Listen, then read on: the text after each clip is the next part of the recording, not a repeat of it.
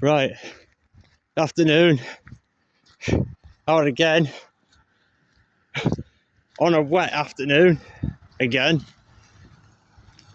So most of these have been wet walks, or wet feet, muddy feet.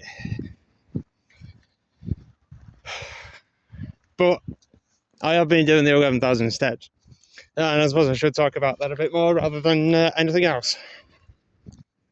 Because I'm also going to be talking about history or landmarks or railway lines so far, and I am doing it reasonably easy, which, well, as you would expect really, considering I do that much walking anyway. The only thing about doing 11,000 more consistently than I normally do, or at least have been recently, is that I've definitely felt the difference. With it being so consistent, I felt more energetic. Although a bit more recently, I sort of started. There's probably a footpath there. It's amazing what you start discovering when you're wandering. I have started to feel a little bit tired in the legs. Nothing substantial. Mostly because when I went up the Ingleborough walk, I did 20,000 steps, and I think that because it was going up to about 770 meters, something like that.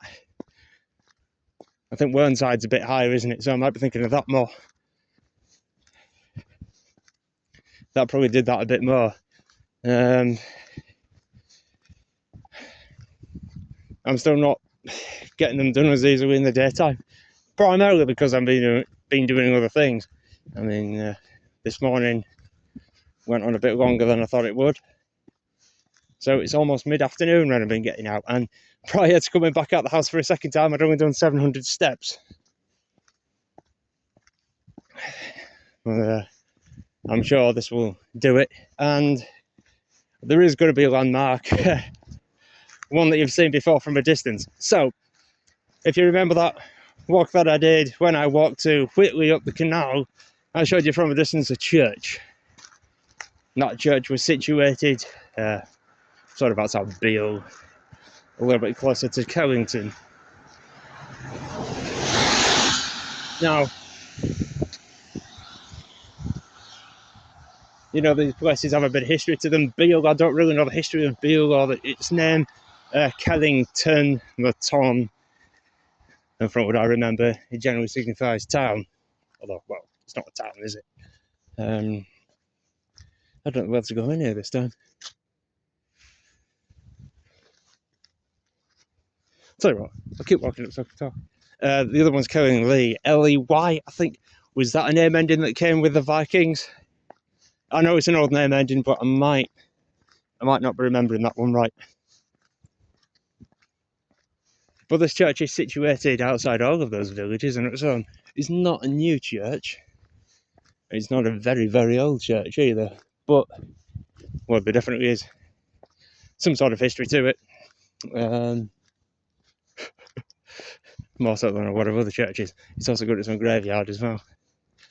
You see, when I come out generally to talk with what I know about it. I don't really look stuff up. Sometimes I do. Sometimes I have done videos like that, but most of the time it's just me walking and doing these videos. And, well, you can tell it's quite an old church.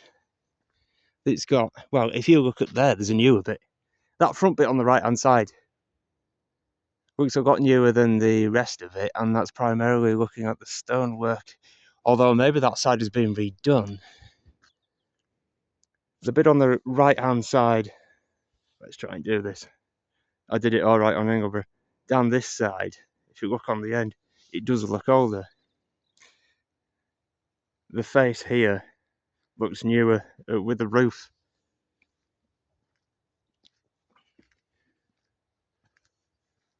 The other thing I'll point out as well, looking at this, is that the brickwork looks smoother. Looking over here, you know, it's all the brickwork. It's got the traditional layout, and look at some of the gravestones; they're quite old as well. I don't know. There's not much to do here really. I might just leave it at that. So all I'm doing is walking down roads today anyway, just to get these steps in and finish that one off. But what was it called? Saint Edwards or something? I might have got the name of it on the start of the video. There you go anyway. Another little one for today.